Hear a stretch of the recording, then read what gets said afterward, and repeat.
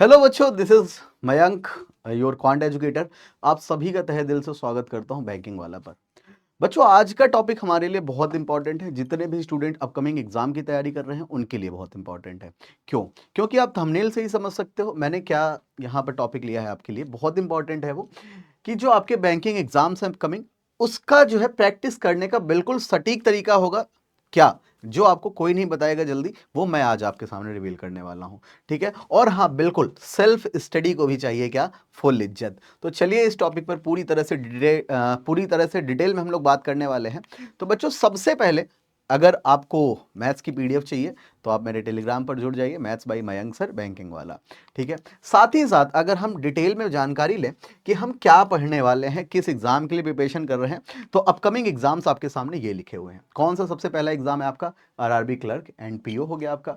RBI grade B का भी notification आने वाला है। ठीक है? साथ ही साथ एसबीआई पीओ, एसबीआई क्लर्क हो गया, आईबीपीएस पीओ, आईबीपीएस क्लर्क हो गया, और रैंडम मैथ्स एग्जाम्स जो आपके आते रहते हैं। ठीक है? और साथ ही साथ सिंगल बैंक एग्जाम्स जो हो गए आपके। ठीक, अभी इस साल आप देख रहे हो कि कई सारे अप्रेंटिस के भी फॉर्म निकले हुए हैं। ठीक है? तो फुल डिटेल में जानकारी। बच्चों, आप लोग क्या करते हो पता है? आपके सामने दिक्कत क्या आती है? सपोज मैं क्वांट की अगर बात ले लूं, तो आप क्वांट में क्या गड़बड़ कर रहे हो, क्या दिक्कत ले रहे हो? आपने कुछ भी लगाया, कोई भी एक सपोज परसेंटेज पढ़ा आपने, 20 क्वेश्चन उसके शुरुआत के कर लिए इजी वाले, फिर आप आते हो कहोगे सर मैथ्स नहीं लग रही, अब क्या किया जाए? सर समझ में नहीं आ रहा। बेटा, समझ में कब आएगा? पता है टीचर को समझ में क्यों आता है? टीचर्स क्वेश्चन देखते ही क्यों कर लेते हैं? क्योंकि उन्होंने बहुत ज़्यादा प्रैक्टिस की होती है। एक क्वेश्चन को ना जाने कितनी बार लगाया हुआ होता है, एक बुक को ना जाने कितनी बार लगाया हुआ होता है, वहां से उनके अंदर एक परफेक्शन आ जाता है। तो अब आपको टीचर नहीं बनना है, बट एटलीस्ट कम से कम हर एक क्वेश्चन को आप 2 से 3 बार करो। मेरा यही सजेशन रहा है हमेशा, और आज भी यही है। कुछ अलग मैं नहीं बताऊंगा सबसे पहले। ठीक है? बट आपको मैं बता दूंगा कि प्रैक्टिस जो आप लोग जहां पर लैग कर रहे हो वहां पर क्या आपको इंप्रूवमेंट कैसे मिलेगी। तो सबसे पहले प्रैक्टिस में जो आपका फर्स्ट स्टेप होना चाहिए वो क्या होना चाहिए? जैसे पहले ही बच्चे शुरुआत से स्टार्ट कर देते हैं, सर स्पीड नहीं बन रही, स्पीड नहीं बन रही। बेटा, आपको स्पीड पर पहले काम करना ही नहीं है। आपको किस पर काम करना है? एक्यूरेसी पर। क्या? अब एक्यूरेसी पर कैसे काम होगा? देखो, क्वेश्चन प्रैक्टिस विदाउट टाइमर, यानी कि आप सपोज आपने 50 क्वेश्चन ले लिए, 30 क्वेश्चन ले लिए, 40 क्वेश्चन ले लिए, तो उसको जो है आप सॉल्व करो। टाइमर लगा के नहीं कि 1 घंटे में 40 करने, नहीं। अगर आप बिल्कुल बिगिनर हो तो आपको क्या करना है? Question practice without timer. आपको पूरा टाइम लेना है, प्रॉपर सॉल्व करना है। कोई क्वेश्चन अटक रहा है, उसका सॉल्यूशन देखो, फिर से उसको अप्लाई करो, फिर से अपने मन से लगाओ। ठीक है? फिर से 2 दिन बाद, 1 दिन बाद उसको अपने मन से लगाओ। ऐसे करके पहले आप एक चैप्टर कंप्लीट करो। मेरा सजेशन है, आपको वो चैप्टर 100% आ जाएगा। क्या करना है? सबसे पहले सिर्फ एक चैप्टर पर अप्लाई करके देखो, आपको 100% अपने आप में इंप्रूवमेंट नजर आएगा। पहली स्टेप क्या है हमारी? क्वेश्चन प्रैक्टिस विदाउट टाइमर, बिना किसी टाइमर के। जितना टाइम आप ले सकते हो आप टाइम लो और क्वेश्चंस को लगाओ। इसके बाद सेकंड स्टेप जो होगा हमारा, सेकंड स्टेप क्या होने वाला है देख लो।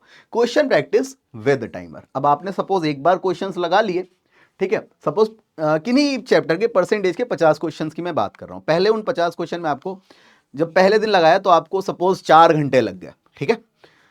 दोबारा जब उनको प्रैक्टिस करोगे आप विदाउट टाइमर, तो आप 3 घंटे में उन्हें कर लोगे। जब तीसरी बार प्रैक्टिस करोगे तो वही क्वेश्चन आपके 1 से 1.5 घंटे, 2 घंटे में आ जाएंगे। फिर आपको उसके बाद क्या करना है? उसके बाद एक टाइमर सेट करना है। सपोज आधे घंटे या 40 मिनट का आपने टाइमर सेट कर लिया, उन 50 क्वेश्चन को आपने लगाया, और आप यकीन मानो, गारंटी दे सकता हूं कि वो 50 क्वेश्चन आप विद इन टाइम कर लोगे। ठीक है? एक आपका सबकॉन्शियस माइंड होता है ना, वो एक्टिव हो जाता है। सपोज जैसे एग्जाम की पहली रात आपको पढ़ना है ना, आपसे कह दिया जाए कि ये क्वेश्चन बहुत इंपॉर्टेंट है। पूरे साल आपने वो क्वेश्चन पढ़े होंगे लेकिन नहीं याद हुआ होगा, बट अगर उस रात में आपने वो पढ़ लिया ना, तो वो क्वेश्चन आपको याद हो जाएगा। उसका रीजन ये होता है कि उस टाइम हमारा सबकॉन्शियस माइंड एक्टिव हो जाता है।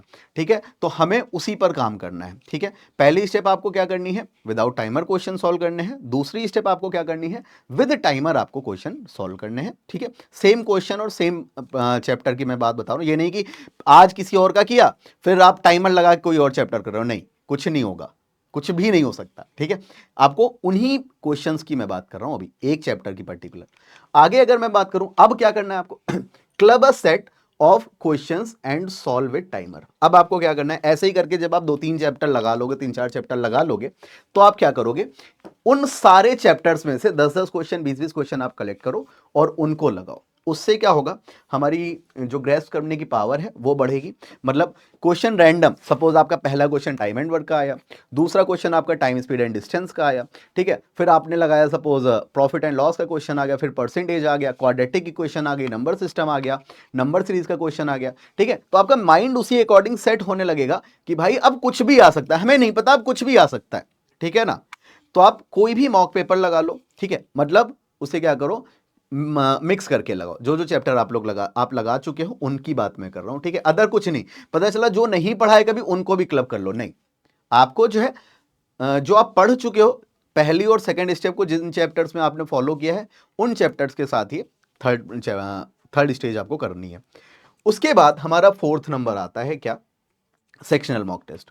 सेक्शनल मॉक टेस्ट हो गया, मतलब क्या, अब आपको जो है कहीं भी किसी भी जैसे पीडब्ल्यू के ऐप है वहां पर आपको क्विजेज मिलती हैं या फिर मॉक टेस्ट मिलते हैं, तो सेशनल मॉक टेस्ट लगाओ।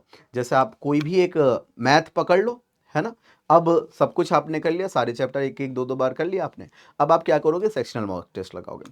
सेक्शनल मॉक टेस्ट जब लगाओगे तो वहां पर एक एनालाइज करोगे आप अपना एग्जाम, तो वहां पर आपको एक रिजल्ट निकलेगा। पता है क्या, पता चला नंबर सीरीज आप बहुत जल्दी कर पा रहे हो, सिंप्लीफिकेशन बहुत जल्दी कर पा रहे हो, बट आपको suppose time speed and distance में बहुत टाइम लग रहा है, ठीक है ना, वहां से आपका एक रिजल्ट निकाल पाओगे कि मेरा सबसे वीक टॉपिक कौन सा, या फिर सबसे ज्यादा टाइम आपको किस चैप्टर में लग रहा है। तो फिर से आप उस चैप्टर को उठाओ और थोड़ा सा उस पर काम करो, ठीक है, डेफिनेटली आपकी स्पीड बढ़ जाएगी।